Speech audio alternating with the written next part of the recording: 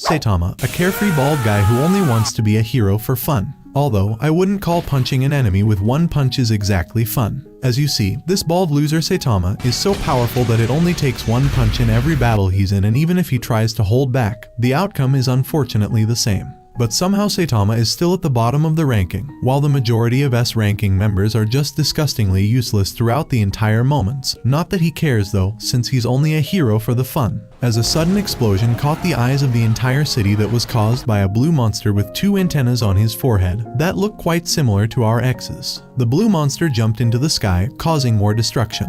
The Hero Association was on high alert, sending signals to available heroes to move towards the blue monster. Although many useless heroes had already been defeated by this disgusting monster. You sure this isn't one of our X's? I'm just saying. A bald man wearing a cape and an ugly yellow costume was headed towards the blue monster. Just as he was about to eliminate her, the disgusting bald guy who claims to be a hero for fun came to save the day. The monster explains that he was formed from the constant stream of pollution with which humans have suffused the earth. Vaccine Man. Vaccine Man called humans nothing but a disease-causing bacteria eating away at the Earth's life force. Vaccine Man had bulked up to his maximum capacity and was about to attack Saitama. The bald man, not caring about that BS background, punches him to bits with one punch. The whole area was cleaned with Saitama falling in disappointment to his knees because all it took was one lousy punch, and he was here for fun.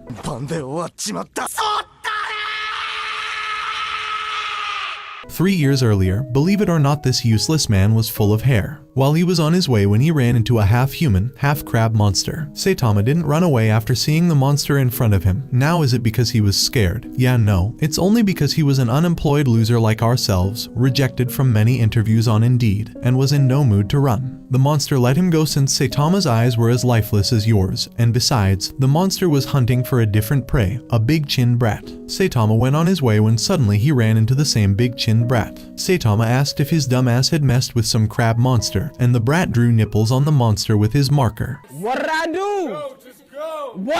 The hero was about to go away when the crab monster appeared and was about to smash the brat with his huge claws, but Saitama jumped in to save the brat from getting smashed. Saitama asked the monster if he was really going to eliminate that brat over some tiny prank. The crab couldn't care less about a brat since the monster had already eliminated dozens. The crab had the nerve to warn Saitama to step aside or else he would face the same fate. The monster tossed Saitama away like a piece of trash with a punch, but Saitama got up again with enthusiasm to become a hero and got laid right back down. Saitama jumped right up over the crab and grabbed one of its eyes using his tie, showing him no mercy, and his internal organs were pulled out, eliminating him in an instant. Fast forward to the present, Saitama remembered the incident when he was purchasing crabs from the supermarket. After that day when he defeated the monster, he trained so hard that he went bald. Saitama is now living the life he dreamt of, however he isn't exactly satisfied.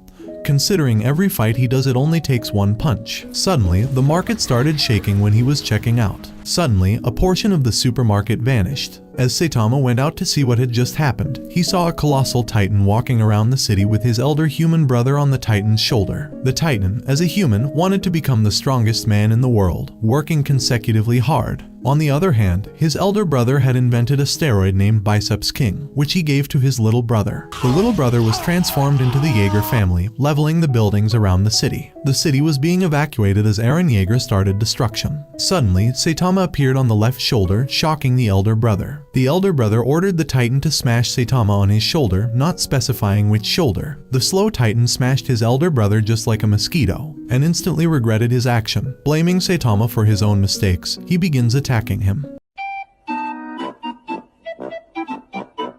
The titan started punching Saitama consequently, creating a giant hole in the ground. Saitama suddenly rose from the ground and one-punched the titan to his death. On his way back home, Saitama was thinking that there's no sign that the evils of the world are disappearing. This has not changed since the bald became a hero. In other words, Saitama thinks that he has not made any impact.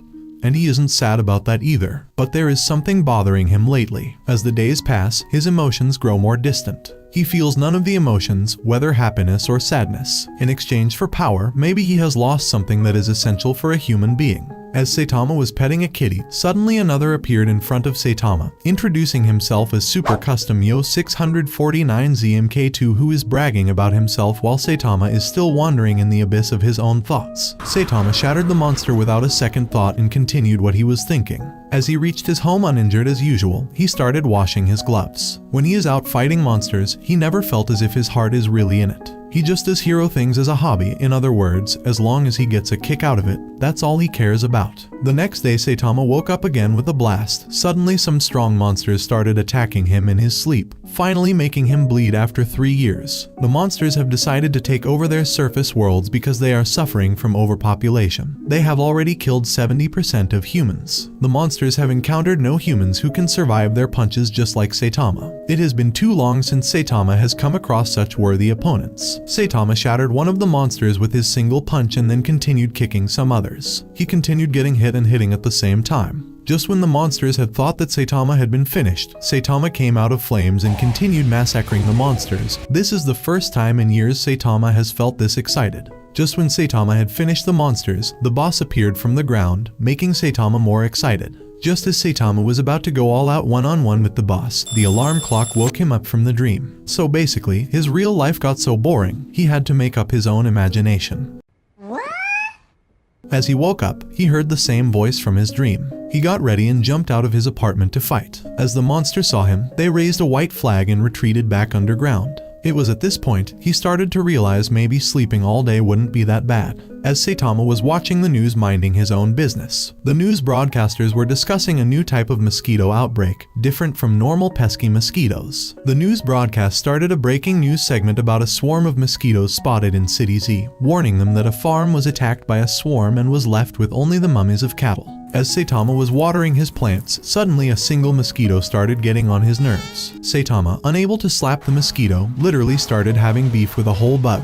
The city was alarmed about the demon-level threat and advised citizens to evacuate immediately. A robber who was robbing abandoned shops, thinking that a mosquito bite would do nothing, suddenly encountered the swarm of mosquitoes and was reduced to bones. Suddenly, the cyborg hero named Genos arrived on the spot to solve the problem. The queen was controlling the mosquitoes using some sort of signals, ordering them to hunt prey for her. Genos needed to get rid of the queen to disperse the swarm. The queen, thinking Genos was her next meal, ordered the swarm to attack him. Little did they know, Genos burned the swarm with a single fire blast attack. He began attacking the queen, who dodged his attacks while tossing him away like our exes did us. Genos used the same attack on the queen, but she said get that BS outta here. However, Genos managed to rip the legs off the queen at the cost of his left arm, causing the queen to retreat for a while to collect a bigger swarm. As Genos was about to launch another attack, he got distracted by Saitama, who was running after a single mosquito with insect-killing spray. Genos calls Saitama an idiot and ordered him to evacuate before he also turned into bones. The queen transformed to her full power and launched the swarm. Genos burned the swarm without a second thought, thinking the queen was an idiot for making it so easy to wipe out the swarm with a single blast. Suddenly, Genos realized Saitama was unharmed and standing still in front of him, praising Genos for saving him.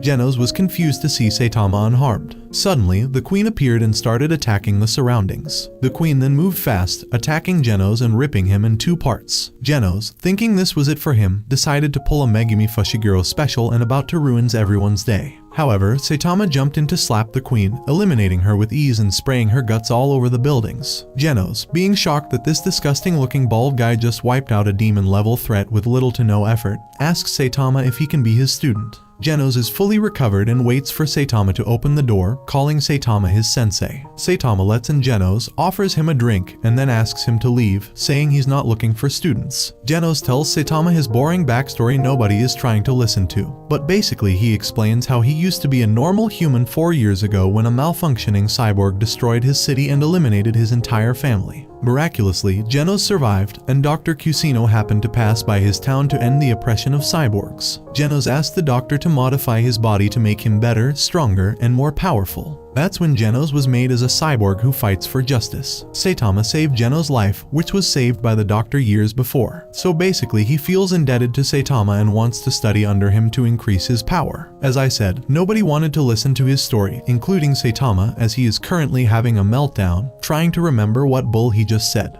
He continues to beg Saitama to teach him how to be stronger just like him. Saitama suddenly gets serious and tells Genos that he is currently 25 and didn't begin training until he was 22. Suddenly, a monster appeared from the ceiling, which Saitama destroyed with of course a single punch. 2 other monsters were outside, which Genos wanted to finish, but as Genos jumped down, the monsters were already half buried by Saitama, who warned them to never burst through his ceiling ever again. Suddenly, a mole monster, which I'm pretty sure is my uncle, grabbed Saitama's feet and buried Saitama up to his neck. A cyborg appeared behind Genos, asking him to get out of the way. Another lion monster, calling himself Beast King, appeared in front of Saitama, whose head was popping out of the ground. Genos is dealing with the cyborg who is from the House of Evolution. However, Saitama is bored to see these disgusting monsters, considering they won't even be worth his time, which clearly annoys Beast King. He threatens Saitama, thinking that this bald hero was all talk and no bite. Beast King attacks Saitama with his claw and enraged to use his full power. Saitama jumps around to dodge the attacks and counters with consecutive normal punches. Saitama has shattered Beast King's guts around the area and sets his sight on my uncle, who dragged him to the ground. Saitama chased the mole monster and also eliminated him with little to no effort. As Saitama looked around, he saw Genos interrogating the cyborg gorilla, who is the third most powerful fighter in the House of Evolution. The second is Beast King, which Saitama has already obliterated. Seeing the remains of Beast King, the cyborg gorilla started answering the questions. Long ago, the four labs lived together in harmony until the Fire Nation attacked. There existed a brilliant young airbender. Well, he's a scientist, but just go with it.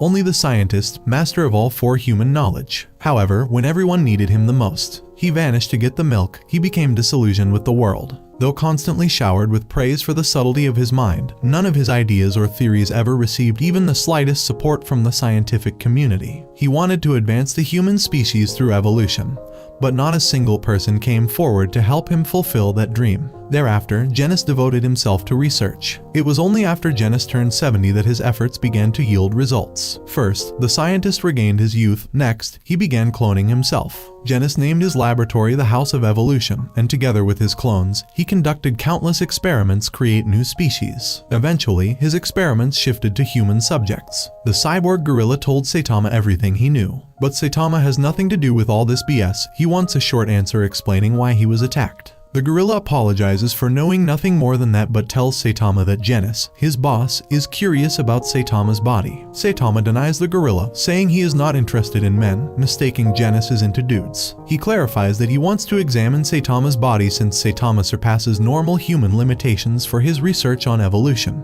Genos suggests that they should attack Genos at this moment, but Saitama passes because there's a sale at the supermarket the next day and can't afford to miss it due to this BS. Genos can't believe that his elite force was defeated so easily. The armored gorilla has sent the reports back to the House of Evolution, informing Genos about Saitama and Genos. They need to stop Saitama and Genos from reaching the House of Evolution to avoid their research getting destroyed. They have no choice but to release Carnage Kabuto. Other clones are shocked by Genos' decision. Genos calms them down because Carnage Kabuto is their last resort. First, they will activate all traps from the 1st to the 8th floor. Genos and Saitama, arriving outside the House of Evolution, gets a warm welcome with a blast to wipe out the entire building. But not really caring about none of this, goes toward the basement door. Genos meets Carnage Kabuto, who is tied in chains and has already eliminated a bunch of his useless clones. Genos tells Kabuto that the only reason he is tied in chains is that he is mentally unstable like ourselves, and Genos can't control him. Kabuto shatters the chains and laughs at Genos for trying to control him, mocking him. But Kabuto himself is also a failure since he lacks humanity. Genos is here to ask for a favor and shows him a picture of Kabuto, asking him to defeat Saitama and capture him for Genos. Kabuto, with Genos in his hand, charges towards Saitama. Kabuto plastered Genos on the wall for decoration and asks Saitama if he would like to fight him in the combat experimentation room. Saitama, not really caring, just want to get back to shopping sale, agrees. Suddenly, Genos arrives to attack Kabuto, but none of Genos' attacks are able to damage Kabuto. Kabuto gets Genos with his one punch and deflects Genos' next attack back to him, frying Genos' hairs. Genos is also heading towards the combat room while thinking about his life. Kabuto asks Saitama to attack him, but Saitama is standing still. Saitama steps forward, telling Kabuto not to disappoint him. Kabuto moves fast and appears behind Saitama, realizing Saitama's truth, and retreats without a second thought. Even Genos is shocked because Kabuto is sweating all over his body. Kabuto's instincts are sending out danger signals just by looking at Saitama. Kabuto's yelling at Saitama demands the secret to his unbelievable strength. With a mischievous grin, Saitama builds suspense, only to reveal his simple yet effective regimen: 10 kilometers runs, 100 push-ups, sit-ups, and squats every single day for 3 years straight. Kabuto and Genos can't believe their ears and accuse Saitama of pulling their legs. But before they can wrap their heads around it, Kabuto undergoes a startling transformation into Carnage mode, unleashing chaos with a wild rampage that lasts an entire week. As Carnage mode takes over, Kabuto becomes a force to be reckoned with, leaving destruction in his wake, and Voka to wreak havoc once Saitama is gone. Kabuto starts attacking Saitama at his full power. Saitama, while taking the blows, thinking maybe he just get a real battle, suddenly realizes that he will miss the sale if he doesn't deal with Kabuto. Saitama gets crazy and punches through Kabuto, raining guts everywhere. Genos is left dumbfounded witnessing Kabuto being effortlessly defeated in a single blow. Genos swiftly suggests to Saitama that they dash to the supermarket, assuring they can make it if they depart promptly. With barely a moment's hesitation, Genos and Saitama vanish from sight. Meanwhile, as Genos gazes upon the colossal void torn open in the sky by Genos, he contemplates his own understanding of Saitama's BS plot armor. In the bustling city of F, amidst the towering office buildings and opulent penthouses, an unusual figure named Hammerhead stood amidst a crowd of disgruntled workers. Clad in experimental battle suits pilfered from some clandestine source, Hammerhead and his crew were on a mission to incite rebellion, envisioning a society where work was optional and support was provided for all. Their first act of defiance took the form of a protest outside a corporate office, but the indifferent gazes of the passers-by only fueled their determination. To prove their seriousness, they set their sights on demolishing the penthouse of the city's wealthiest man. Equipped with their stolen suits, which granted them formidable power, Hammerhead and his crew converged on what they believed to be their target. With a single mighty blow, they reduced a building to rubble, only to realize their dumbass had struck the wrong target. Their intended victim's residence lay further away. Meanwhile, a new hero, known simply as Saitama, emerged from a fitful slumber to the unsettling news of Hammerhead's terrorist activities. As he watched the chaos unfold on his television screen, Saitama, a man with a famously bald head, felt a twinge of concern about his own reputation. Determined to uphold his status as a hero and avoid being mistaken for a villain, Saitama sprung into action. On his trusty bicycle, he raced towards the scene, prepared to confront Hammerhead and his band of bald-headed criminals. As Saitama arrived on the scene, he witnessed the valiant but ill-fated efforts of a novice hero named Mumen Rider, who attempted to thwart the terrorists with nothing but his bicycle. Unfortunately, Mumen Rider's bravery was no match for the overwhelming power of Hammerhead and his crew. Meanwhile, within the confines of the besieged penthouse, Zenaru, the wealthiest man in town, received urgent counsel from his assistant to flee the building. However, their escape was thwarted by a contract killer still bound by Zenaru's employer, a dangerous individual known only as Sonic. In a bid to turn the tide against the Paradisers, Sonic received a special suit designed to enhance his already formidable abilities. With swift precision, he decimated the ranks of the terrorists, leaving only Hammerhead to face him in a final showdown. Despite Hammerhead's ferocious onslaught of giant boulders, Sonic proved to be a master of speed and agility, effortlessly evading each attack. With a single stroke of his special white sauce blade, Sonic brought Hammerhead to his knees, effectively ending the threat posed by the terrorist leader. However, Hammerhead's formidable resilience allowed him to escape the clutches of justice, leaving Sonic to face an unexpected encounter with a useless, weak-looking bald guy. As Hammerhead fled into the night, Saitama confronted him with characteristic nonchalance, effortlessly shrugging off the villain's best efforts to defeat him. With a single punch, Saitama shattered Hammerhead's battle suit, leaving the would-be revolutionary humiliated. As Hammerhead slunk away in defeat, Sonic mistook Saitama for another terrorist, poised to strike with his blade until our hero, literally not giving a care in the world, hits him in the worst spot possible. And let's just say, this poor guy won't be having any mini-hymns for a while. Impressed by Saitama's composure and power, Sonic departed with a vow of vengeance, leaving Saitama to ponder his newfound status as a hero. Returning home, Saitama found solace in the company of his faithful companion, Genos, who shared in his disappointment at not receiving recognition for their heroic deeds. Determined to rectify this injustice, Saitama resolved to register as an official hero, with Genos at his side. As they embarked on the bureaucratic process of hero registration, Saitama couldn't help but crack a joke about the absurdity of filling out forms to save the world. With Genos by his side, Saitama looked forward to a future where their heroism would finally be acknowledged, one form at a time. At Hero Association HQ, Mumen Rider's promotion denial was settled, solidifying his position as a top C-class hero. Now, attention turned to the 55th Hero Certification exams, boasting 11,684 candidates across 6 venues, a 22% increase from the previous year. However, the numbers seemed irrelevant amid concerns about declining hero quality, prompting a call for more rigorous evaluation. Among the contenders was Genos, slated to participate in this year's exams. Meanwhile, at Venue 6, 6, a peculiar figure caught the attention of fellow candidates. Clad in nothing but his blue underwear, Saitama seemed the epitome of average, until he effortlessly dominated every class, reducing punching machines to scrap and leaving his mocking peers in awe. In the changing room, Saitama crossed paths with Genos, the S-class hero hopeful who excelled in the written exam. Despite Saitama's stellar physical performance, he was dismayed to find himself relegated to C-class status. During his interview, Genos was questioned about the mysterious destruction of the House of Evolution, a query that swiftly earned him S-class certification, much to his confusion and the interviewer's haste. Disheartened by his C-class ranking, Saitama shunned any further acclaim, much to Genos' dismay, who was eager to remedy the situation. Their focus shifted to a seminar in the lecture hall, where they discovered themselves as the only participants listening to a lecture delivered by an A-class hero, who seemed unsettled by Saitama's laid-back attitude. Reflecting on the Hero Association's origins, spurred by a millionaire's grandchild's rescue, they returned home with newfound resolve, even if Saitama remained skeptical of his hero status. Elsewhere, discussions revolved around Genos' meteoric rise to S-class and Saitama's unmatched physical prowess, hinting at a divine presence within him.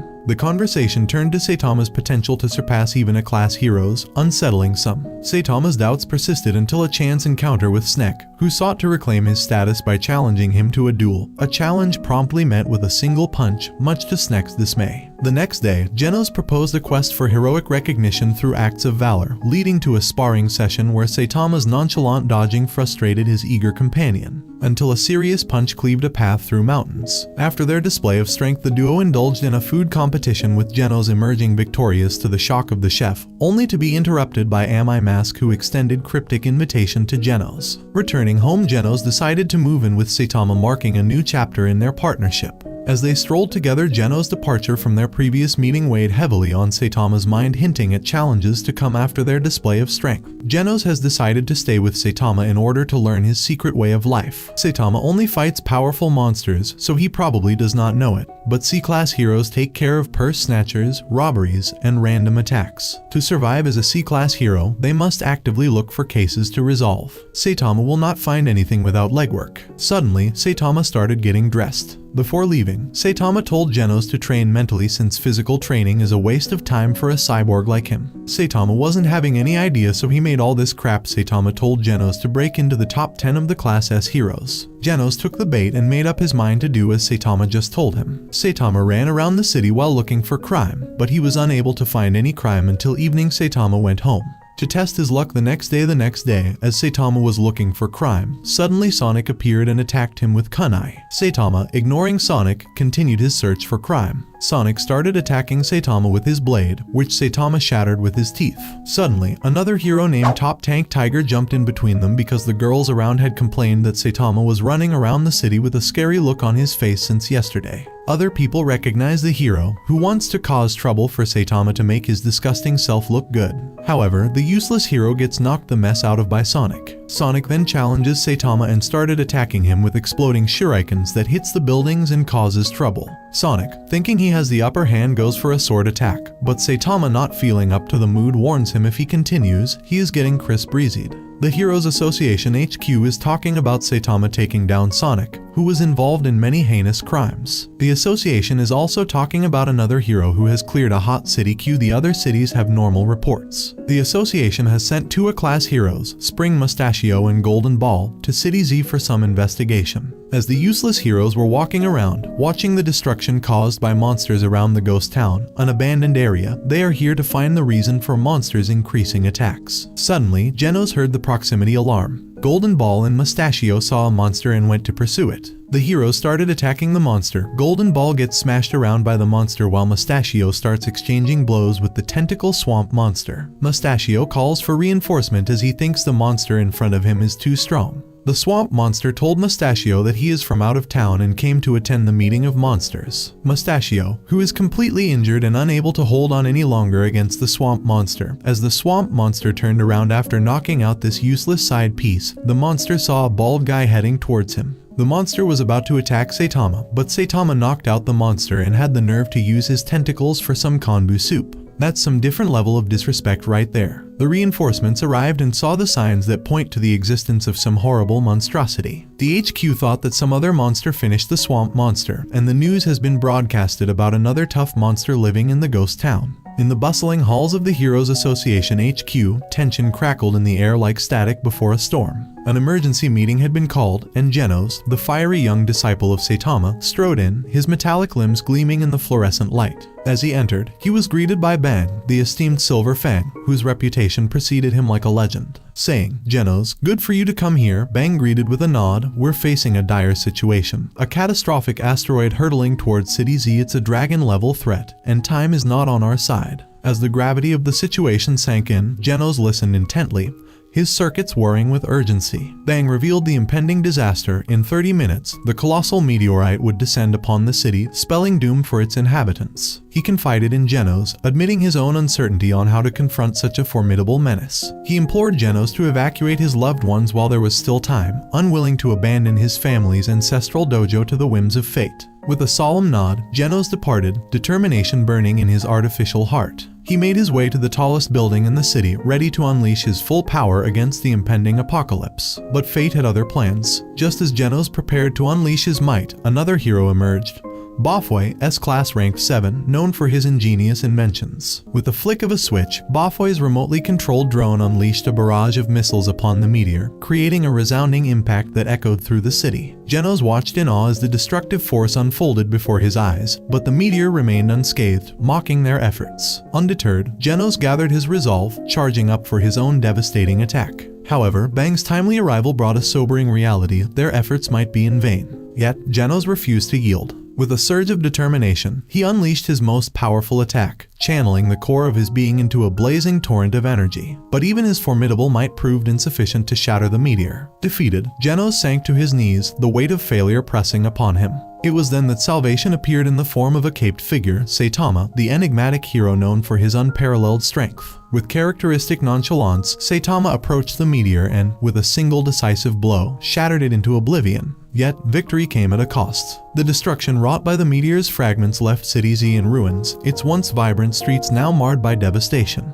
In the aftermath, the Heroes Association took stock of the situation, recalibrating their rankings to reflect the events that had unfolded. I think we can all agree S-rank heroes just gotta be the most useless rank to exist. Genos, despite his valiant efforts, found himself ascending only one rank, a bittersweet reminder of the challenges that lay ahead. Meanwhile, Saitama's feats propelled him to the upper echelons of heroism, though everyone hated him due to the destruction he caused. Even though he saved him. Honestly, just become a villain at this point. As Saitama wandered through the wreckage of the city he had saved, he couldn't help but notice the irony. The supermarket where he once hunted for bargains lay in ruins, while the dingy apartment he had been unceremoniously evicted from remained unscathed. And then, as if by cosmic irony, trouble found him once more in the form of Tank Top Tiger and his zealous brother, Tank Top Black Hole. Accusing Saitama of cheating his way to the top ranks, they sought retribution with fists clenched and egos bruised. But in the face of adversity, Saitama remained not caring. As the crowd gathered, casting blame upon him for the city's destruction,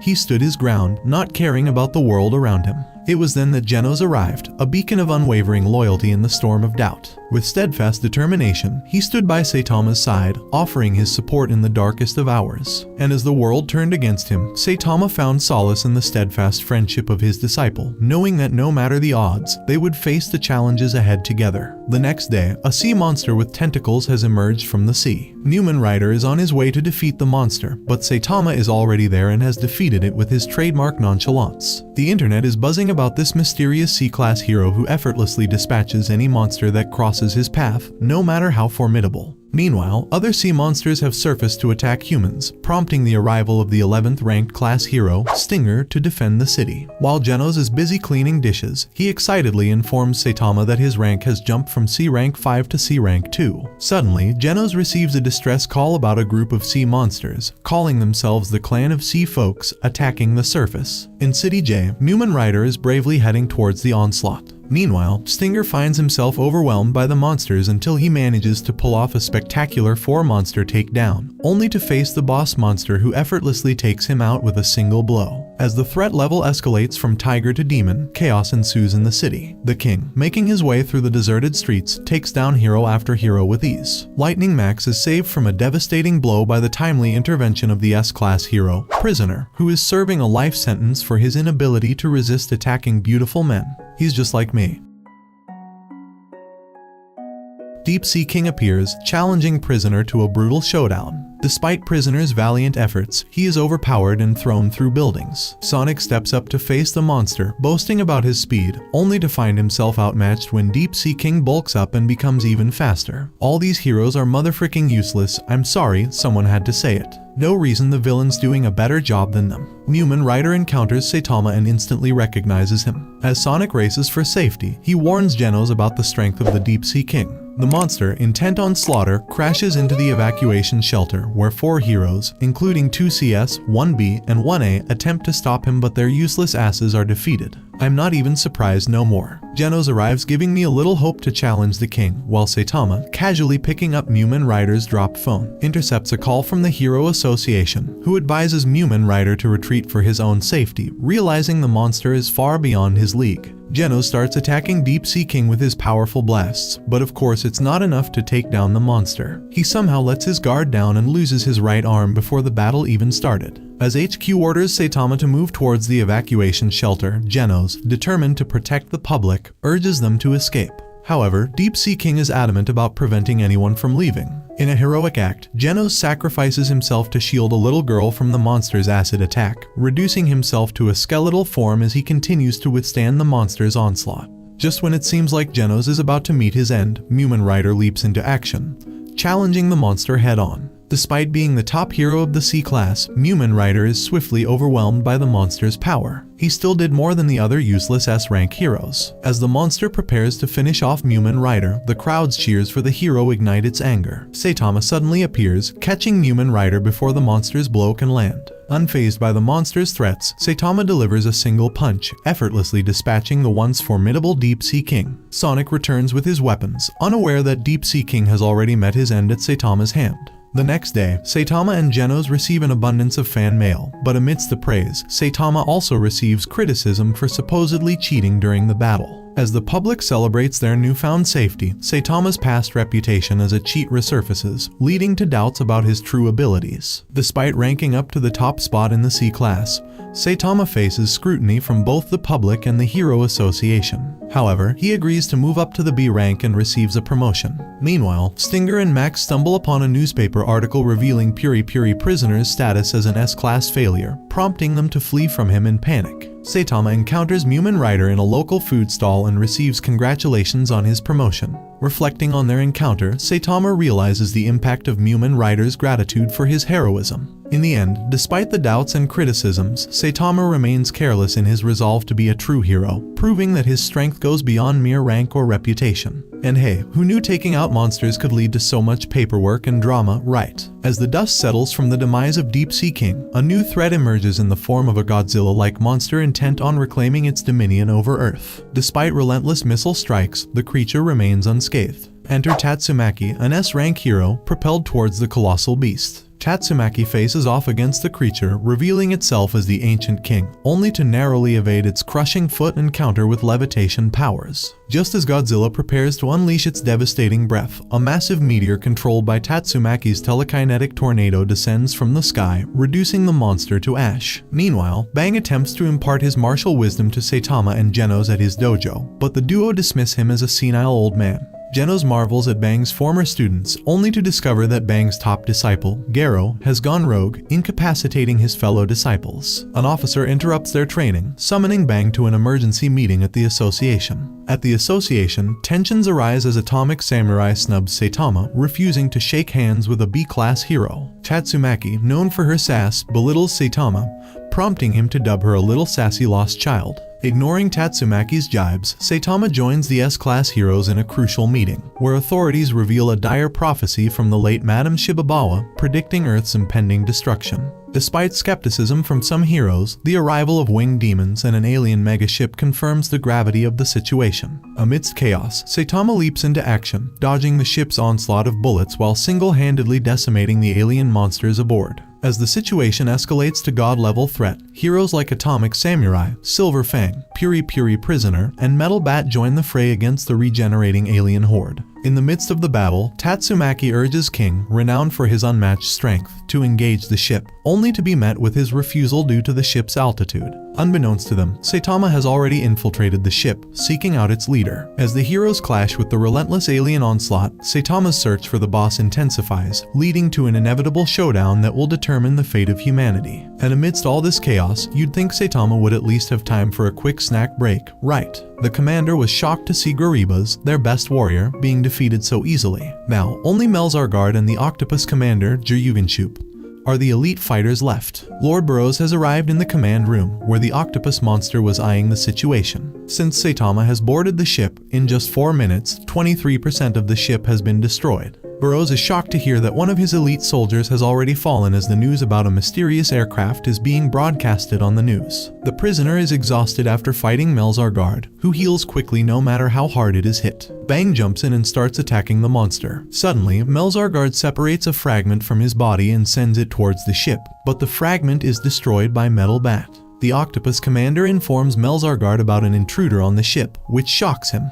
The monstrous octopus is desperate to retrieve Melzargard and thwart the intruder's progress, but the formidable S-class heroes stand firm, refusing to let him slip away unchallenged. In a stroke of tactical brilliance, Metal Bat discovers the key to vanquishing Melzargard, a core marble hidden within the creature's resilient form. Despite Melzargard's regenerative abilities, Metal Bat repeatedly shatters the marble fragment, weakening the formidable foe. With steely determination, Metal Bat shares this vital information with his fellow heroes, urging them to join in the assault on the marble. As tension mounts, the octopus turns its menacing gaze towards Saitama, only to fall victim to Saitama's cunning ruse, tricking the creature into divulging its weakness. Saitama strides confidently into the command center, only to be met by the wrath of an octopus-like monstrosity. With sinister telekinetic abilities, the creature launches a barrage of attacks at Saitama. Meanwhile, outside, the city's artillery stands poised, awaiting the crucial order to intervene. Undeterred, Saitama effortlessly shrugs off the onslaught, much to the shock of his aquatic assailant. In a swift and decisive move, he retaliates with nothing more than a humble pebble, swiftly dispatching the octopus monster. Turning his attention to the remaining minions, Saitama calmly inquires about their leader, undaunted by the chaos surrounding him. The artillery launches huge bullets at Silver Fang and other S-class heroes, but the bullets are reversed by Tornado, and the ship is nearly half destroyed. Newman Rider, Max, and Stinger are helping survivors to get to safety. Silver Fang, Metal Bat, Atomic Samurai, and the prisoner are struggling to destroy the last marble of Melzargard. Meanwhile, Saitama has made his way to Boros. Boros can sense unlimited power in Saitama, as Boros introduces himself as the captain of a pirate band named Dark Matter and the dominator of the universe. Saitama couldn't care less. Saitama also introduces himself as a professional hero. Boros tells him about a prophecy made by an alien seer that Boros will find his equal opponent on a faraway planet named Earth who can rekindle his passion for battle. It has been 20 years since Boros has been traveling, and he has finally reached Earth to face a formidable opponent. Saitama smashes Boros into the wall of the room with one punch. The armor that used to seal his immeasurable, irresistible power has been shattered by Saitama. Boros starts charging up to his full power and charges towards Saitama. This may be the first person to withstand a punch from him so far. Boros unleashes his full power upon Saitama, launching relentless assaults that send him reeling. Yet, Saitama stands firm, effortlessly deflecting each blow with unwavering resolve. In a bold move, Saitama shatters Boros' arm, only to witness it regenerate in a blink. Despite this, Saitama remains undeterred, recognizing Boros' formidable resilience. Meanwhile, Tank Top Master hurls massive boulders at the ship in a bid to thwart its advance, only to be outshone by Tatsumaki's awe-inspiring display of telekinetic might. With a mere gesture, she sends rubble crashing down upon the vessel, forcing Tank Top Master to concede defeat. Genos watches in awe as Tatsumaki single-handedly threatens to bring the ship crashing down. As the chaos unfolds, Drive Knight assesses the situation and deems it under control, opting to depart. Before leaving, he cryptically warns Genos of Metal Knight's true motives, urging him to keep his distance. Bewildered by this revelation, Genos is left questioning his alliances. Elsewhere, Atomic Samurai and Silver Fang emerge victorious against Melzargard, only to face the daunting challenge of the hovering ship looming above. Meanwhile, Newman Rider, Max, and Stinger valiantly ensure the safety of every survivor, clearing the area with unwavering determination. Boros and Saitama engage in a relentless exchange of blows, their movements a blur of power and agility. Despite Boros' relentless assault, Saitama emerges unscathed, his resilience unparalleled. Among the countless adversaries Boros has faced, Saitama stands alone as the sole survivor to withstand his onslaught. Boros attacks Saitama with a blast cannon, but Saitama is still unscathed. Boros starts telling Saitama that he has godlike traits of self-healing physical powers and latent energy beyond what Saitama can comprehend. Boros has healed his right arm. Suddenly, Saitama gets bored of Boros' self-bragging. Boros gets furious and hits Saitama with some serious blows that have the impact of strong missiles. Boros hits Saitama with such a strong attack that launches him into space and lands him on the moon. Saitama jumps back to Earth after leaving a giant dent in the moon. Boros is exhausted with enormous stress, which shortens his life. As Boros catches his breath, Saitama lands back on the ship. Boros is confused beyond belief and charges towards Saitama with everything he has got. Saitama punches Boros and makes him bleed. Saitama shatters Boros into bits with his consecutive punches, but Boros heals quickly and starts charging up his strongest final attack, which is melting the metal of the ship. Boros launches the classic star-roaring planet cannon at Saitama, who counters with a serious punch. The punch is so strong that it splits the sky while finishing Boros,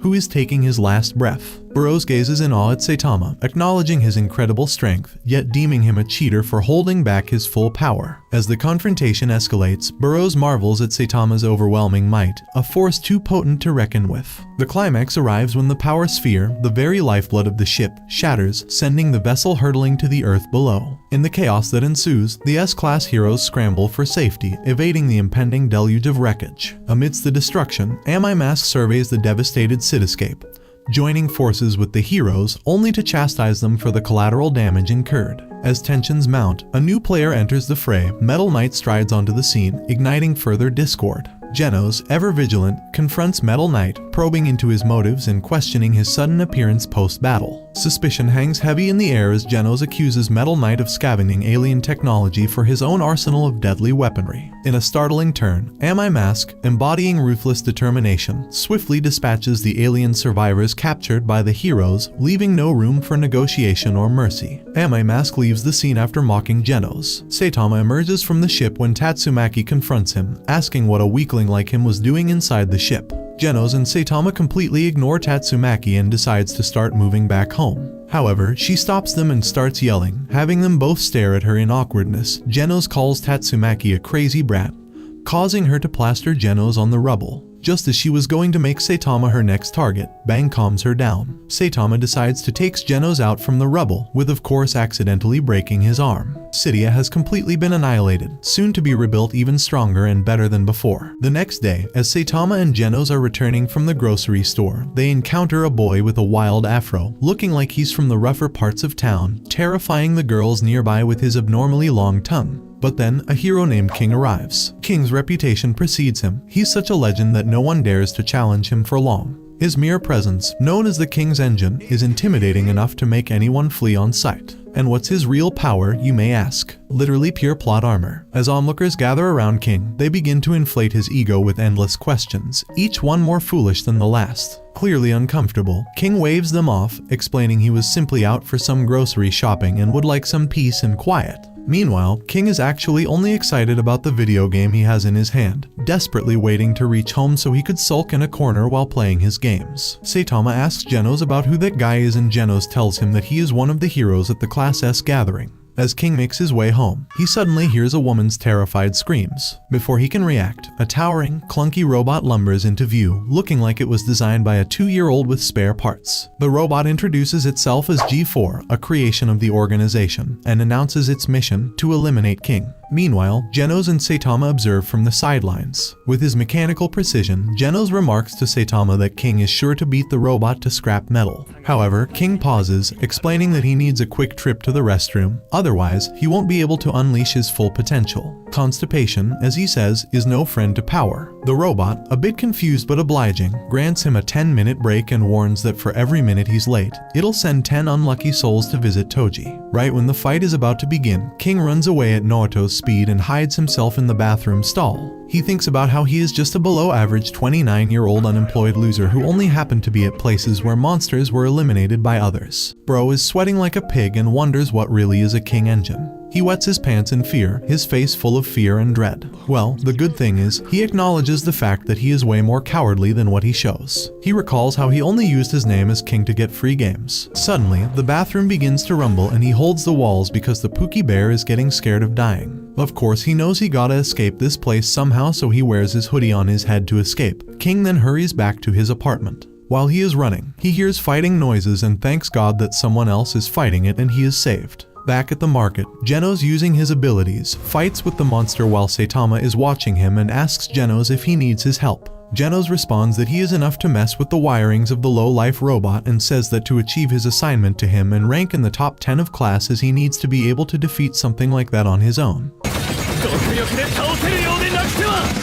Saitama then leaves Genos with the robot and goes to find the king. King, on the other hand, reaches back in his apartment and plugs in his video games to feel better about the situation, as if he wasn't about to just let all those people take the hits for him. As he is about to start a screen and appears asking for the game's name, King ponders over what game name he should use, but then King hears someone tell him to use King as the game name. At first, he begins to respond that he can't use his real name, and suddenly when he realizes that there is someone else, King panics and his eyes widen in shock and slowly turns around and comes face to face with Saitama's bald head. I mean, seeing a bald man in your apartment without any notice does sound scary. Then, Saitama asks King why he ran away from the fight. He wonders if King is tired of fighting monsters. King ignores him. King pushes himself away from Saitama and asks him how he got in there. Saitama points to the window and tells him that it was open, so he let himself in. King's eyes burst out of his sockets as he screams that it is the 22nd floor. Then, Saitama looks at the game he was about to play and he completely ignores King's shock, like the way your dad ignored your existence. What more do you want from me? And casually joins King for some video games, as if there isn't a whole monster apocalypse happening outside. A few minutes in, a massive eagle-faced monster shows up, targeting King specifically like it's got beef. King panics, dashes off, and, because he's consistent at least, wets his pants again. But when he looks up, there's Saitama chilling, holding the monster back with one hand like it's some minor inconvenience. Saitama, catching King's reaction, deadpans, asking why he's still scared. King, looking down in full-on cringe mode, admits that his S-class hero status was pure dumb luck, not because he actually earned it. Saitama, with all the energy of someone who doesn't care about anyone's imposter syndrome, tells King to quit being a sore loser and start owning his title because, like it or not, people look up to him, though honestly, nobody knows why. King looks at Saitama and realizes that Saitama had saved him in the past after saving him from being attacked yet again. His eyes tear up, and a snort runs down his face. Saitama then makes him sit and asks him if it's fun for the king to be a hero, and then lies to people around him. King looks down ashamed and tells him it is no fun. Saitama tells him it is not his business to intervene and he is not here to lecture the king. But King interrupts and informs Saitama that he has gotten credit for Saitama's victories. Saitama scoffs and tells the pathetic junk of a man in front of him that credit is not the issue, it is the fact that the king is everyone's hero. Saitama then asks King if he wants to keep on living like a liar or if he will quit being a hero. King looks down on his pal and tells Saitama that he is not man enough to decide. Saitama then gets up and is about to leave when King stops him and asks him why he is not angry with him. Saitama does not spare a glance at King's direction and tells him that he will drop by to play video games with him. And this is how King began to get his one and only superpower, which is to somehow summon Saitama anytime he is in danger. On the other hand, Genos, after his fight with the robot, rushes to his doctor with a piece of the robot's body he just swapped. He informs the doctor that the junk he brought is from a robot that called itself Machine God G4. Genos further informs the doctor that the robot possesses incredible power and a highly advanced AI. Genos then asks the doctor to install all the compatible parts of the junk he brought on him. The doctor looks at Genos, his huge nose right in everyone's business, and asks him where he obtained the junk from. Genos, instead of answering the doctor's question, tells him that he needs to be stronger. The doctor then agrees to fit the junk inside Genos. The doctor informs Genos that there are places inside Genos for improvement. He adds that he understands that Genos is a cyborg who pursues justice, but Genos should not take it too far. Genos responds that pushing his limits comes with the job. He declares to the doctor that his goal is to make the Class S top 10. The doctor, disappointed, asks Genos if this goal is coming from his mentor. The doctor reminds Genos of the rogue cyborg that destroyed Genos' hometown, for which Genos undertook the mission to become a hero. Genos informs the doctor that he was not able to collect any intel on the rogue cyborg. The doctor then looks down, upset and disappointed that Genos' mission has changed from wanting to stop the cyborg to becoming the S-class hero. The doctor informs Genos that the rogue cyborg has exploited many towns and killed many people. Genos promises the doctor that he will find the rogue cyborg and tear it apart with his hand, or what's left of them. He continues that he will do it at all costs. The doctor thinks to himself that Genos has become a hero and has found a mentor, yet the hatred for the rogue cyborg he has is consistent.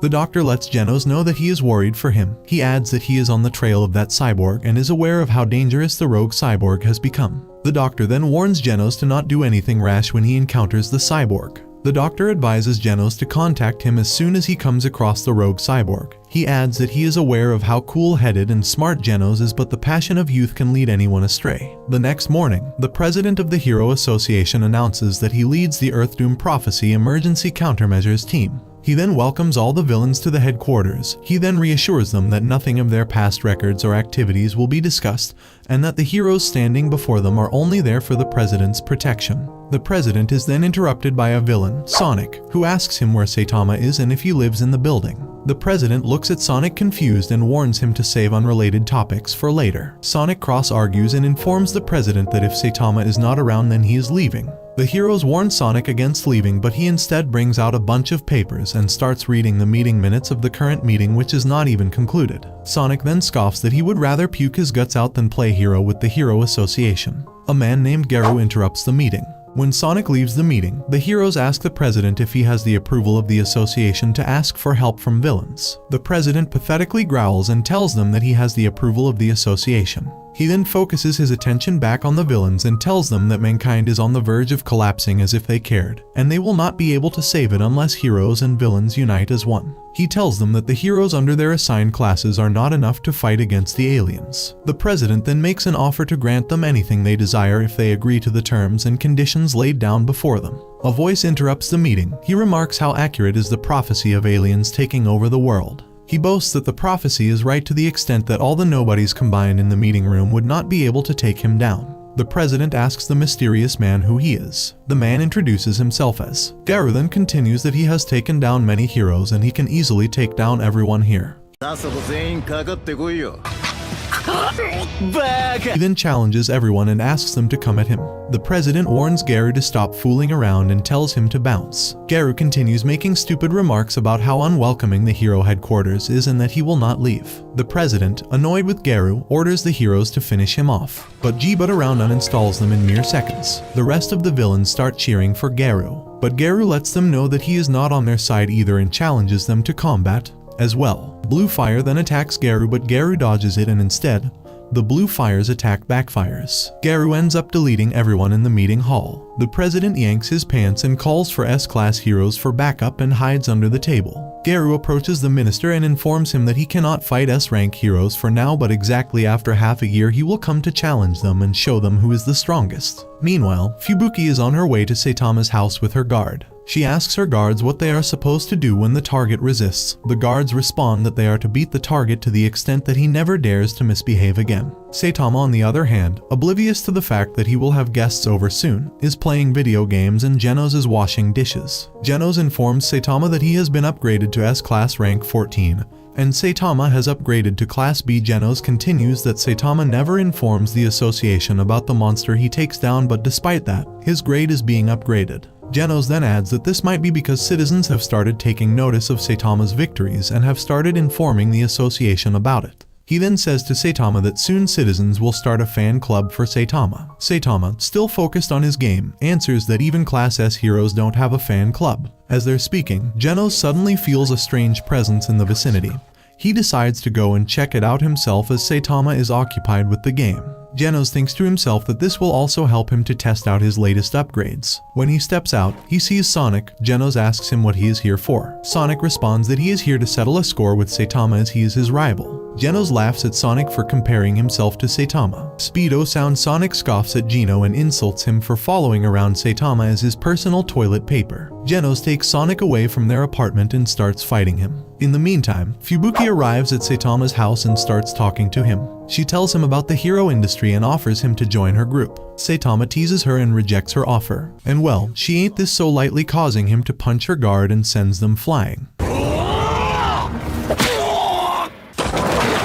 Fubuki gets angry and uses her supernatural ability to fight him.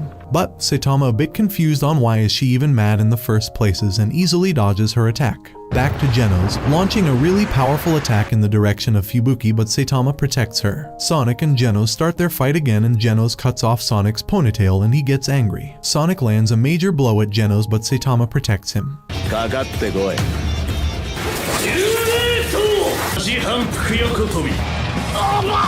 He tells Genos to stop behind because Sonic came after him. Sonic gets all fired up. He uses his ultimate skill and creates 10 after images of himself. Fubuki is surprised. She thinks that Saitama doesn't have any chance against him. Saitama uses his speed and creates unlimited after images, which makes Sonic surprised and he accepts his defeat. King comes to Saitama to get his game back and Fubuki is surprised because she also wants to be his friend. Oi, Saitama-shi. On the other hand, higher authorities think Garu is a joke and ignore the minister's concern. Garu, on the other hand, starts his own association to uninstall heroes from the face of the earth, proving the president's concerns to be true. Somewhere far in a distant land, Chirenko lies straight on the floor, his eyes swollen, beaten up like a sore loser. His master, Bang, scolds him for being such a loser. He recalls for Chirenko that when he was first made a disciple, he was asked to train like a horse, as if it was his only source of living. Bang continues that Chirenko has no talent for martial arts and helping him train is just a waste of time. He then expels Chirenko from dojo and orders him to never show his stinky face again.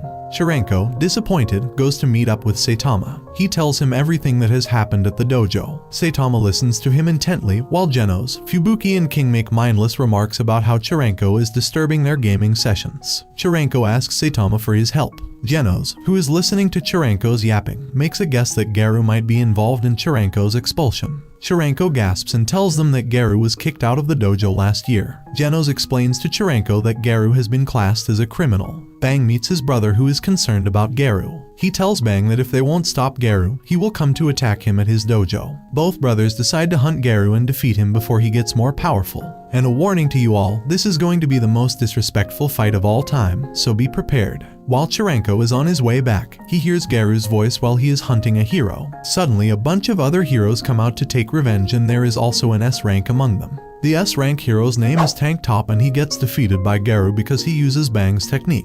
Chirenko jumps into fight with Garu but he gets injured seriously. On the next day, Saitama visits the hospital to check on Chirenko and others. Chirenko gets excited upon seeing Saitama. Saitama narrates some news to Chirenko about a butt-kicking monster who took down several heroes in one go. Chirenko explains that it was not a monster but a human who did it. Saitama was surprised. Then Tank Top interrupts and informs Saitama that Garu's moves were sophisticated martial arts techniques and that he was strong as heck. Saitama asks Chirenko in a hushed-up voice who the huge buff is. Chirenko gasps and tells him that the huge buff is a S-class hero. Tank Top shares everything he knows about Garu, sparking Saitama's sudden interest in martial arts. Chirenko hands him a ticket to an upcoming martial arts tournament, and Saitama is taken aback to see a prize of 3 million yen. Motivated by the reward, he decides to enter the tournament. Garu notices a young boy reading the hero's almanac and asks him for the latest information. The boy eagerly shares details about various heroes, but Garu dismisses him, claiming monsters are far more intriguing. Rising to his feet, Garu leaves, intent on hunting heroes, and heads to a bar where he confronts Golden Ball, an A-rank hero. A fierce battle ensues, with another A-rank hero joining the fray. Though Garu ultimately defeats both heroes, he sustains injuries in the process. Nearby, Saitama is shopping for a wig when he crosses paths with Garu. Mistaking Saitama for someone pursuing him, Garu attacks, but Saitama remains unharmed. Wondering who is this nobody trying to steal from him. With a frightened face, this man's looks like he just seen the face of death. And well, since he thought he was trying to steal, Saitama chose to give him a nice tap on the shoulder.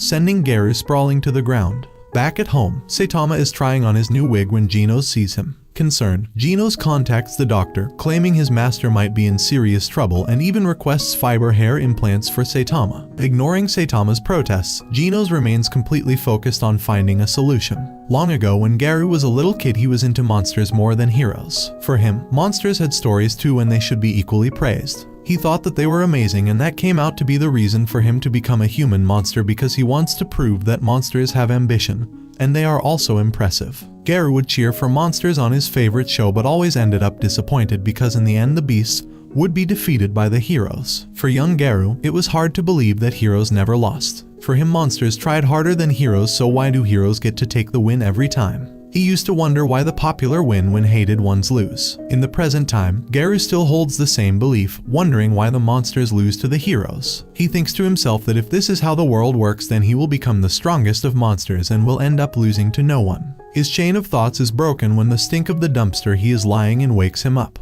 Garu wakes up in a garbage dump and his memories from last night are fizzy. Chirenko is curious if Saitama is dumb enough to fight in the tournament under his name and he starts panicking. The Hero Association starts showing concerns over Garu and the higher authorities feel unsafe. The Hero Association reaches out to King and asks him to provide security, but he rejects them and tells them that he is currently in the middle of a fight but he is playing video games. Another S-rank hero, Metal Bat, decides to provide security to an official of the Hero Association and suddenly monsters attack, and they are after the chairman's son and kidnap him.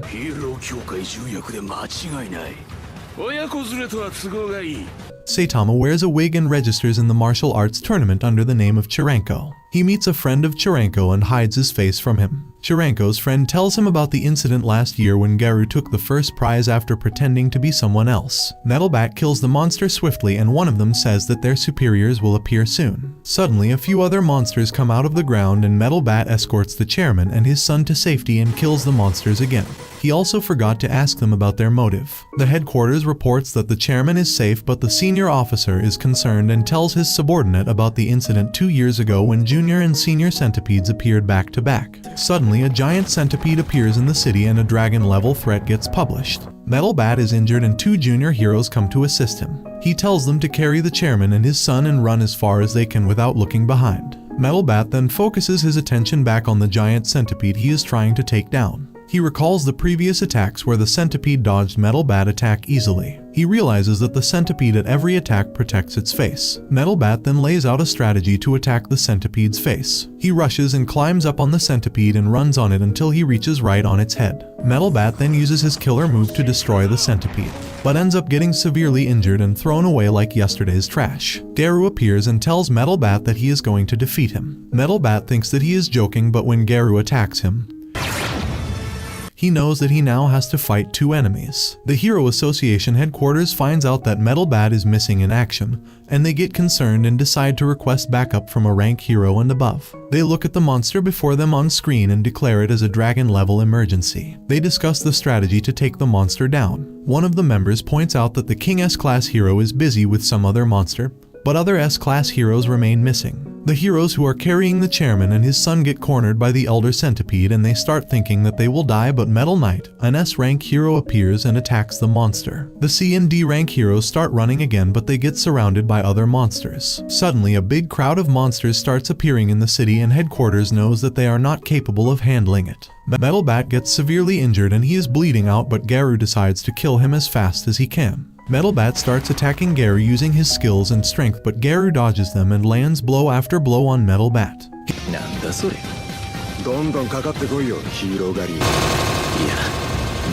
Garu then points out to Metal Bat that he has lost a lot of ketchup, and his bones are broken. What is it that keeps Metal Bat standing? Some stupid hero pride. Metal Bat ignores Garu and tries to attack him again with his bat but misses. Garu then realizes that Metal Bat's swings are getting faster and more powerful. He notices that with each hit and each attack, Metal Bat keeps getting stronger. With that, Metal Bat lands a hard swing at Garu and ends up injuring him. While both of them are fighting, other heroes start appearing in the city to defeat monsters. At some point, Metal Bat can get ahead of Garu and attack him fiercely, but he stops in the middle of the fight because his sister appears. Metal Bat made a promise to his sister that he would not use violence in front of her.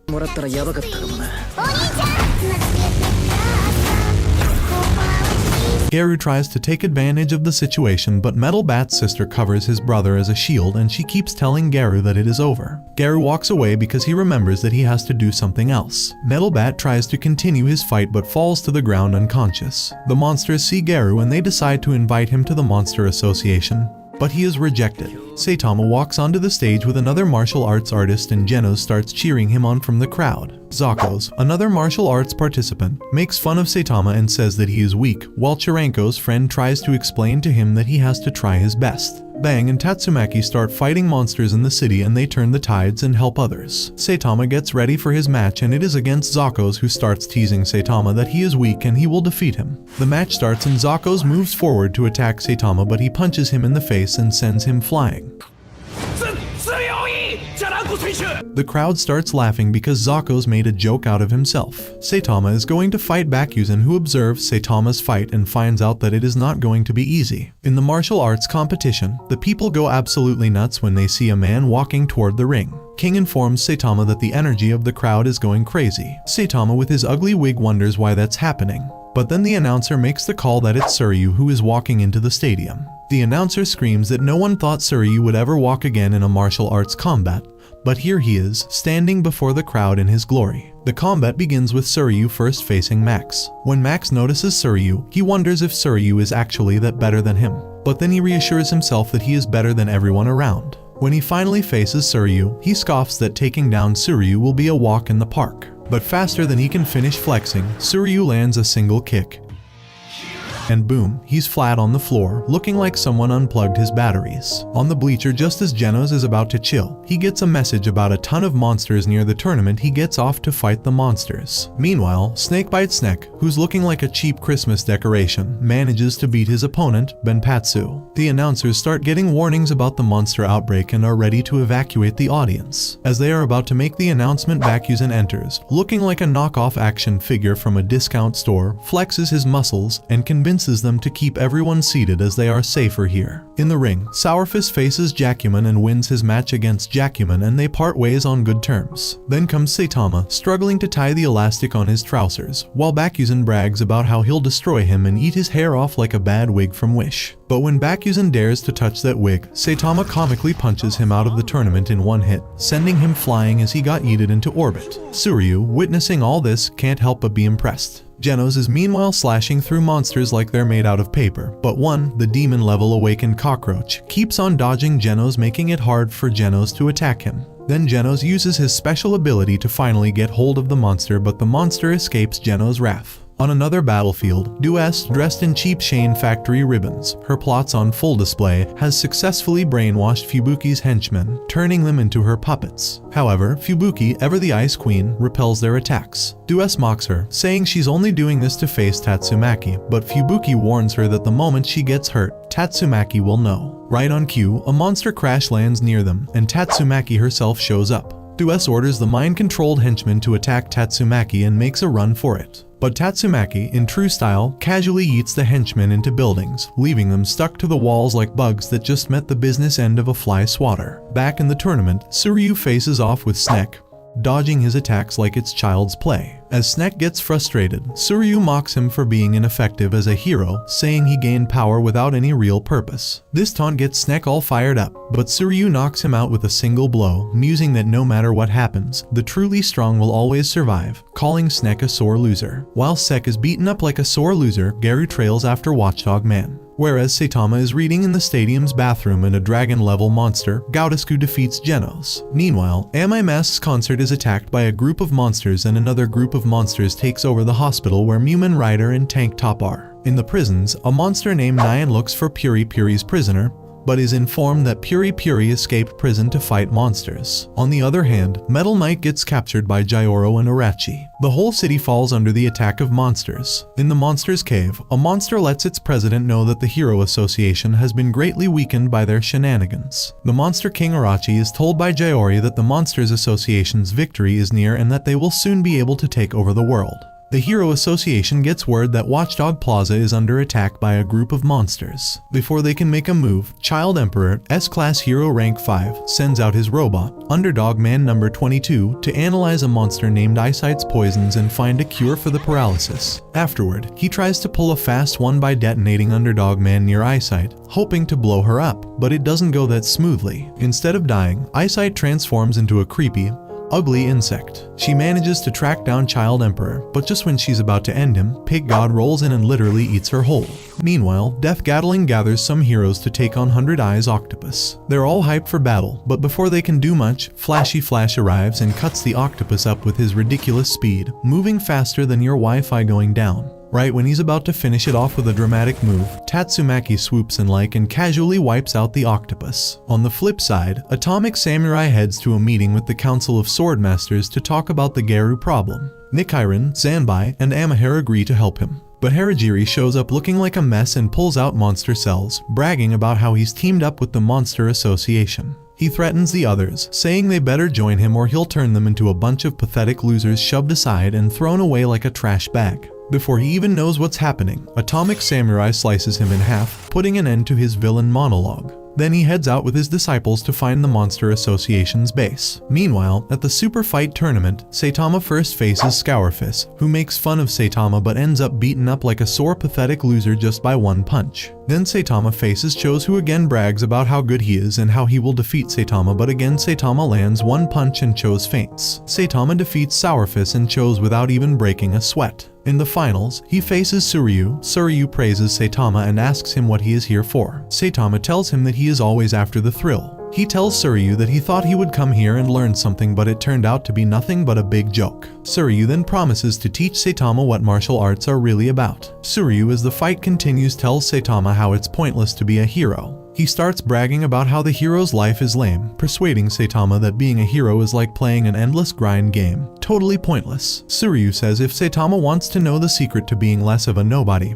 he should start chasing thrills like him. Saitama, visibly annoyed, lets Suryu kick him in the head. The wig flies off and Saitama is finally exposed. Saitama then throws a quick punch but holds back, causing a shockwave so powerful that Suryu's clothes get blasted off, turning him into a muscular, stunned statue. Saitama gets disqualified, but Suryu, still salty, attacks again with his final move, Void Phoenix Ascension Fist. Saitama is unfazed by the assault. When Saitama says that martial arts are techniques that make you look cool, then he starts rotating like a pizza in the oven, dodging Suryu's attacks effortlessly, and starts spinning around. Suryu tries to attack Saitama yet again but is knocked back by Saitama into a wall while taking Saitama's white belt, resulting in Saitama's pants falling down. Despite Suryu embarrassing Saitama with that action, he is still in deep shock that he lost. In the post-credit scene, Genos wakes up from the wreckage and a monster is heading toward the martial arts tournament. Suryu goes in one last time but gets yeeted into a wall like a trash can and gets in deep shock for losing it to Saitama. During the closing ceremony, the host appreciates Suryu and says that despite the mishap, Suryu came out unscathed. Suryu wonders unscathed. He thinks to himself that had Saitama not stopped short, he would have turned into dust. Suryu's chain of thoughts is broken when the host adds that the arena is surrounded by the monsters and they are ready to attack. While Suryu is being handed a trophy he clearly didn't win, the stadium is suddenly attacked by the monsters. The huge monsters come flying down in the arena holding Logi, Dave, and Bezuzu, the competitors who were taken to the hospital. Then enter Gautesco. He stomps on the fighters who try to run. Gaoketsu scoffs at how the martial arts have fallen and the entire arena is filled with trash and no real fighters. Gaoketsu then announces that everyone inside the arena will be turned into a monster. Gaoketsu declares that turning the bunch of clowns into monsters will be useful to the Monster Association. Lightning Max and Snek rush to stop Gaoketsu but both get knocked aside like paper airplanes. Gaoketsu reveals that years ago, he lost a battle with a monster but didn't die. He was taken by their association and transformed into a monster himself. He says that the Monster Association promised to fulfill all his ambitions. He tells the people around him that he has brought the same fate for them. He throws some monster cells to the martial artists and makes them an offer to become a monster or get deleted. One of the martial artists goes in and inhales the monster cells, but the strength becomes so unbearable for him that he ends up uninstalling himself. Chose, eager for more power, eats the slimy thing and turns into a hideous-looking monster. One by one, each martial arts fighter starts eating the monster cells for energy, strength, and ultimate power. All except Suryu, who says that he lives for thrill and does not want his life defined like others. Chose then starts attacking unarmed people, but Suryu steps in and beats him down. Chose gets up again. Suryu tells him that Chose is not bad at fighting. Chose gets irritated at Suryu's remarks and starts generating some huge power ball between his horns. Suryu, not even fazed by the ultimate power showdown before him, rushes towards Chose, holds him by his horns, and breaks them away from his head. Suryu then lands a kick and Chose gets thrown away into the wall. Suryu then wipes out a few other monsters as well. He picks up the monster cells thrown at him by Gaoketsu and throws them back at him. In response, Gaoketsu sends his monster crows to attack Suryu, including Sourfist, and they pummel Suryu like he's nothing but a punching bag. Bakuzen watches everything unfold, admitting that he's always hated Suryu but also knows he could never beat him. Deciding to change that, Bakuzen grabs 3 monster cells to keep Suryu from being tempted and eats them all. However, the overload causes him to faint on the spot. Before the monster crows can feast on Suryu, Lightning Max and Snek come to his rescue, beating the crows into oblivion. They try to stall Gaoketsu to buy Suryu time to get help. But Bakuzen, fully transformed into a monster, wakes up and absolutely eats Suryu, pummeling him nearly to death. Meanwhile, Mumen Rider and Tank Top Master are busy defending the hospital where Chirenko is staying. Back at the Colosseum, Bakuzen arrogantly declares himself the strongest after beating Suryu, but Gaoketsu quickly reminds him who's boss by almost killing him with a single punch, which also destroys part of the Colosseum. Gaoketsu warns Bakuzen not to get too cocky, then receives a message from Gyoro to retreat since S-class heroes are approaching.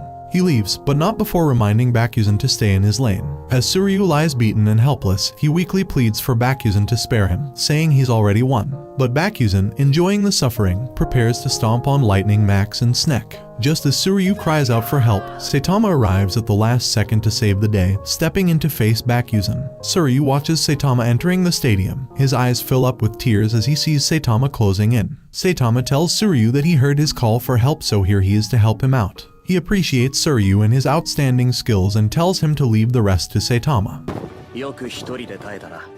Suryu, all beaten, looks up at Saitama, walks up to Bakuzen and recognizes Saitama's bald head from earlier. Bakuzen recognizes Saitama as the guy who knocked him out earlier with a single punch. Furious, he launches a full-force attack at Saitama, but once again, Saitama blocks and finishes him off with one effortless punch.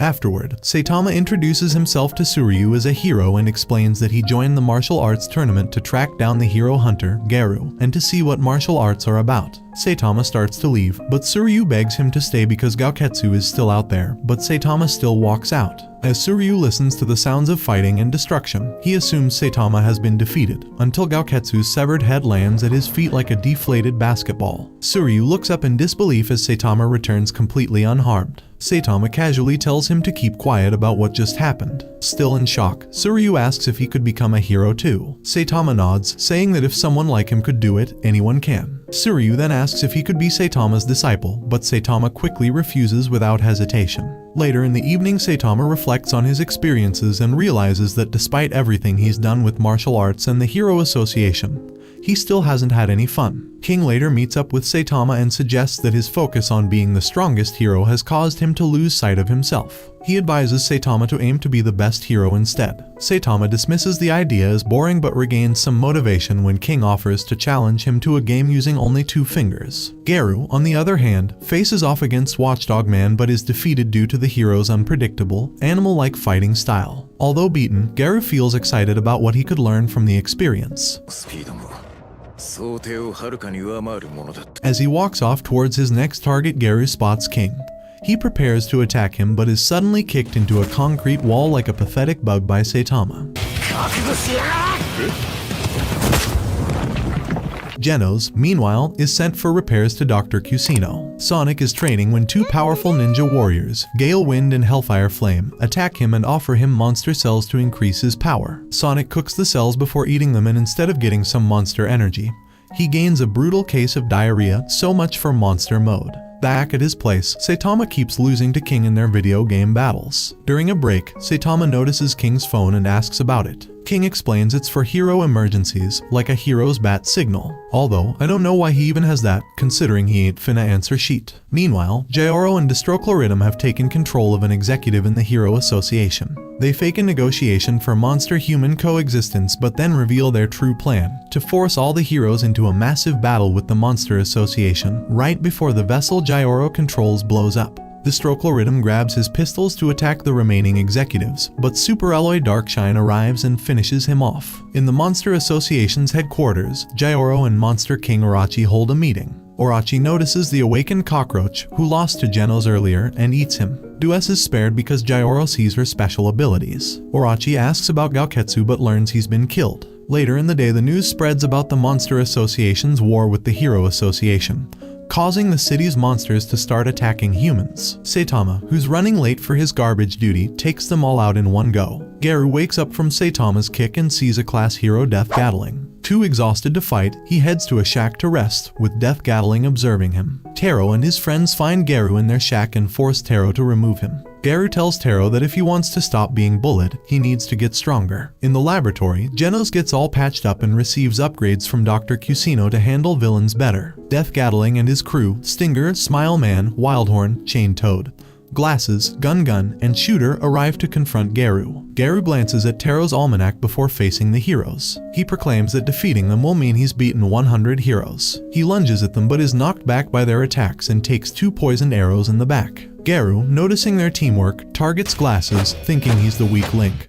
but finds out Glasses is ready for the fight. Death Gatling describes their motivation for eliminating Garu: to get respect from the Hero Association, which disregards the other valiant heroes in spite of the amount of effort the lesser heroes put out in their job and only gives attention to S-Class. Garu defeats Wildhorn, Gun, Shooter, and Chain Toad. Death Gatling opens fire on Garu, but Glasses moves closer to Garu. Glasses recalls how, after Saitama had previously saved him, he had been despised by Fubuki's crew. Saitama advises Glasses to move forward from his mistakes rather than dwelling on them. Garu dispatches Glasses and Stinger with ease, leaving Death Gatling as the lone survivor. Garu attempts to inform Death Gatling that a child is in the shed, but Death Gatling doesn't think Garu is telling the truth, so he employs his last tactic, Death Shower. Taro is spared when Garu acts alone and diverts all of the gunfire. After causing him embarrassment, Garu vanquishes Death Gatling, and Taro flees upon watching his defeated heroes.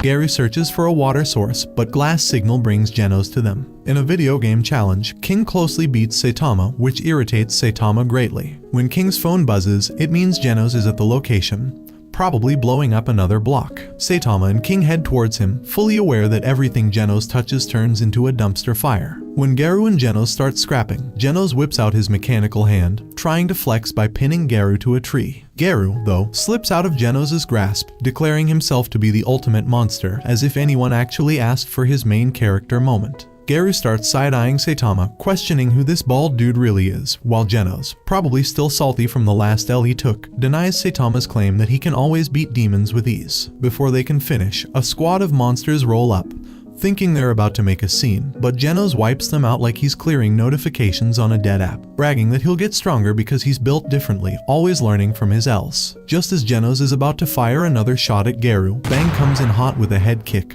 Then Bomb and Bang roll in, with Bomb casually deleting more demons and telling Genos to hand over Garu like it's a group project he doesn't want to finish. As Bang and Garu square up, Bang starts reminiscing about their first meet-up, and all I have to say is, this is about to be the most disrespectful fight of all time. Silverfang and Bomb absolutely wreck Garu, handing out a beating like they're trying to uninstall him from life.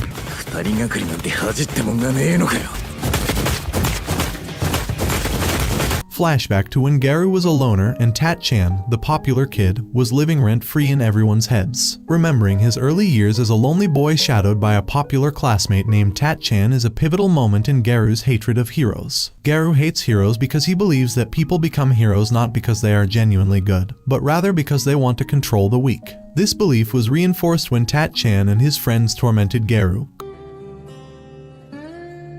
calling him a monster and attacking him while he was acting heroically. Garu saw this as evidence of how society rationalizes cruelty by elevating the strong while demonizing the weak. As a result, he decides to play the part of a villain, subverting this system and distancing the idea that only heroes can utilize strength. In fact, Tat-chan and his crew ganging up on Garu wasn't even about something he did. He was just labeled a monster for existing, so they decided to throw hands, like bullies trying to farm clout. Just when Garu's about to catch another L in the present, Phoenix Man swoops in with the kind of last-minute save with whatever chaotic energy he has left. Garu bounces back, handing Fang and Bomb their own share of the roast, showing life isn't done throwing curveballs at him yet. On the other hand, Genos begins to lose hope and thinks he is unworthy since he was unable to defeat the enormous dragon-level monster. When Elder Centipede shows up with a loudhailer challenging him, Fang prepares to face him head-on. Elder Centipede's history was briefly provided by the Hero Association to King, who then lies to provoke the creature into fighting him by claiming that Blast, who is an S-Class hero rank 1, had come. King is about to be killed by Elder Centipede until Saitama shows up and delivers a serious punch to it.